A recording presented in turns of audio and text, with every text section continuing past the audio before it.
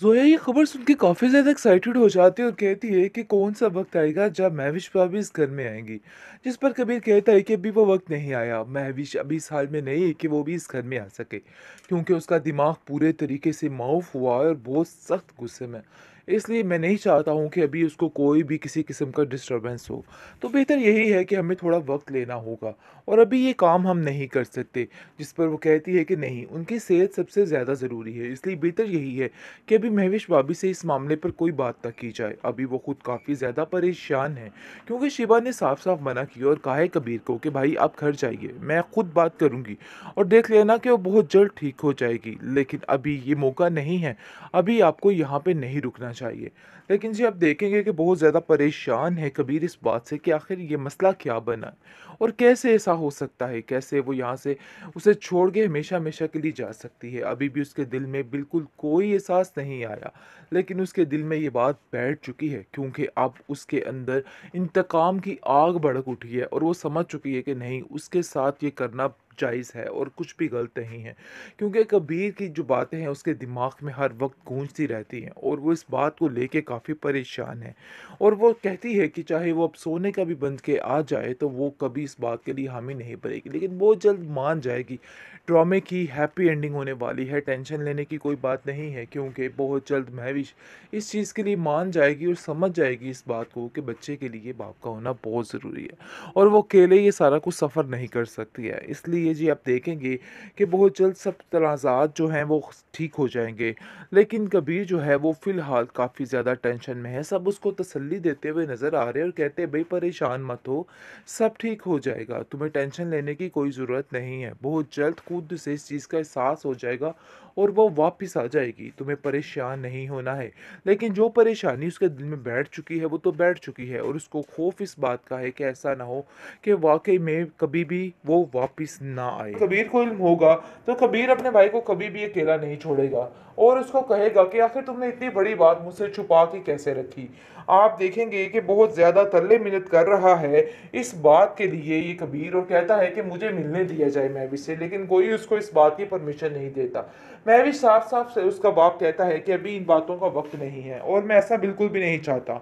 इसलिए बेहतर यही है कि इन सब चीज़ों के लिए तुम्हें सब्र करना होगा और सब्र का दामन थामे रखो, मुझे यकीन है कि वो ज़रूर मान जाएगी। लेकिन जी आप देखेंगे कि फरीबी समझाती है कबीर को और कहती है कि नहीं, अभी ये वक़्त और मुनासिबत नहीं है, हमें थोड़ा-सा वेट करना होगा, फिर जाकर ये सारा माजरा करना होगा। तो बेहतर यही है कि अभी ऐसी कोई बात ना की जाए जिसकी वजह से घर में कोई भी परेशानी बने। जिस बात पर कबीर भी कहता है कि हाँ, तुम्हारी बात ठीक है, अब हमें कोई भी ऐसी बात नहीं करनी बल्कि उसको वक़्त देना चाहिए और मुझे पता है कि वक़्त लेके जब वो सोचेगी तो वो ज़रूर अच्छा और नेक फ़ैसला करेगी। लेकिन जी आप देखेंगे कि काफ़ी ज़्यादा फरी परेशान है कि वो इस खुशी को सेलिब्रेट नहीं कर पाए। उनके घर में किस तरह का माहौल हो गया और इस खुशी को सेलिब्रेट करना चाहते थे, लेकिन ऐसा कुछ भी नहीं हुआ है। हर चीज़ उसके ऐन मुताबिक नहीं हुई। लेकिन फिर भी कबीर कहता है कि फ़िक्र करने की ज़रूरत नहीं है, आहिस्ता-आहिस्ता सब ठीक हो जाएगा, बिल्कुल भी टेंशन ना लो। मुझे यकीन है कि जब वक़्त गुज़रेगा तो खुद इस चीज़ का एहसास हो जाएगा महविश को कि उसे हमें माफ़ कर देना चाहिए। लेकिन जी आप देखेंगे कि उसको तसल्ली दी जा रही है और कहा जा रहा है कि फ़िक्र मत करो, ये वक़्त भी आएगा, दोबारा से हम इस तरीके को अच्छे तरीके से सेलिब्रेट करेंगे। इसलिए टेंशन लेने की कोई भी ज़रूरत नहीं है। इंशाअल्लाह सब बहुत जल्दी ठीक हो जाएगा। यानी कि सब इधर एक-दूसरे को तसल्लियाँ दे रहे हैं और मुबारकबाद दे रहे हैं और कह रहे हैं कि हम सब कुछ सेलिब्रेट करेंगे, लेकिन थोड़े एक अरसे के बाद।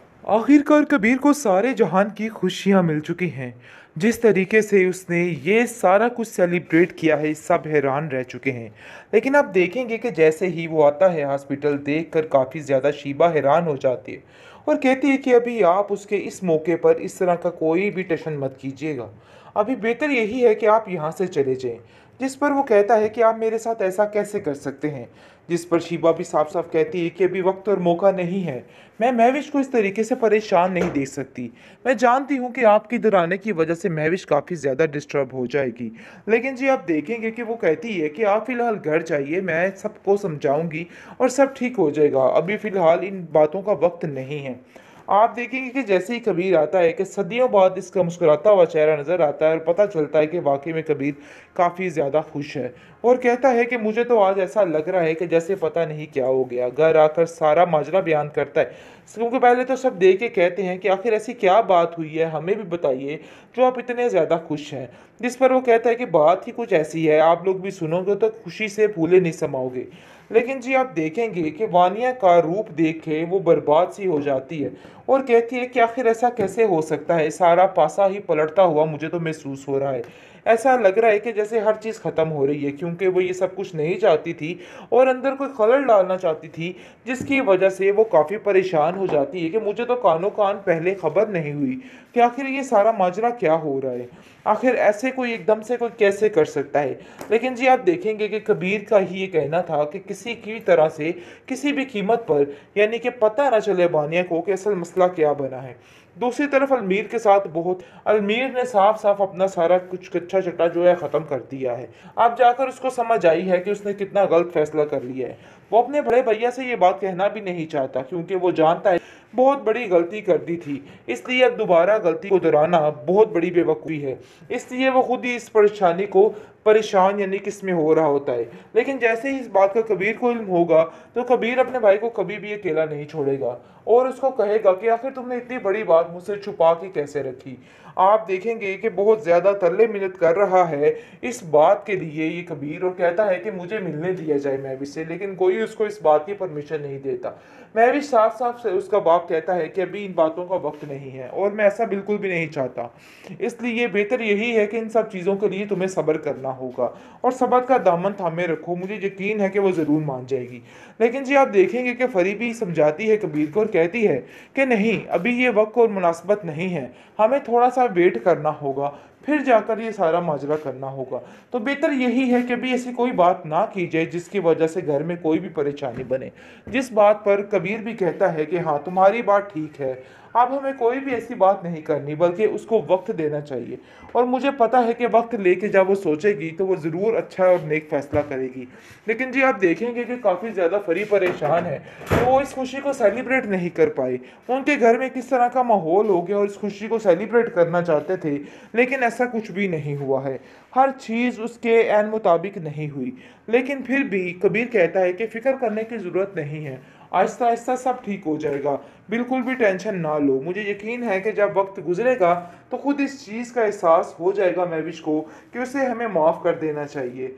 लेकिन जी आप देखेंगे कि उसको तसल्ली दी जा रही है और कहा जा रहा है कि फ़िक्र मत करो, ये वक़्त भी आएगा, दोबारा से हम इस तरीके को अच्छे तरीके से सेलिब्रेट करेंगे। इसलिए टेंशन लेने की कोई भी ज़रूरत नहीं है। इंशाअल्लाह सब बहुत जल्दी ठीक हो जाएगा।